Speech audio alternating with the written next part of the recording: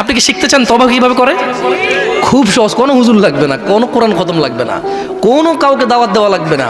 দিন হতে হবে জরুরি নয়, রাত হতে হবে জরুরি নয়, নামাজের সময় হতে হবে জরুরি নয়, জরুরি নয় ওযু থাকতে হবে। তওবা এখন এখানে করা যায়। মানে রিটার্ন। তওবা মানে কি? রিটার্ন মানে ফিরে আসা। ধরেন একটা লোক জিনা করে, সে বলে যে না আস্তাগফিরুল্লাহ, আল্লাহ আমাকে ক্ষমা করুন, আমি আর জিনা করব না। এই লোক তওবা করেছে। লোক কি করেছে? এরপরে সে যে তওবা করেছে এটা প্রমাণ হবে কিভাবে? সে যদি আর কোনোদিন আল্লাহকে ভয় করে জিনা না করে। বুঝে আসছে না? আসেনি? মদখোর বলল যে না আমি আর মদ খাবো না, কেন? আল্লাহ এটা অপছন্দ করে। তো এটা কিভাবে মানে তওবা বলে গণ্য হবে? যখন সে আর এই কাজ করবে না, যখন সে আর এই কাজ।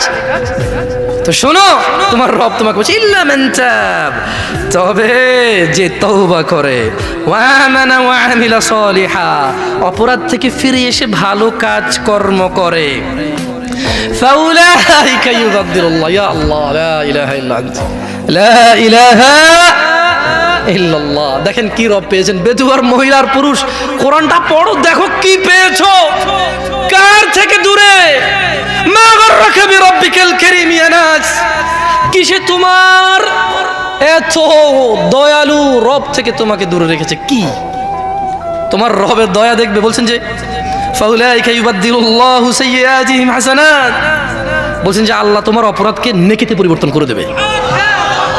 তোমার জিনা এটা নাকি নেকি হয়ে যাবে, তোমার মদ এটা নাকি নেকি হয়ে যাবে, তোমার অন্যায় অপরাধ এটা নাকি সওয়াব হয়ে যাবে।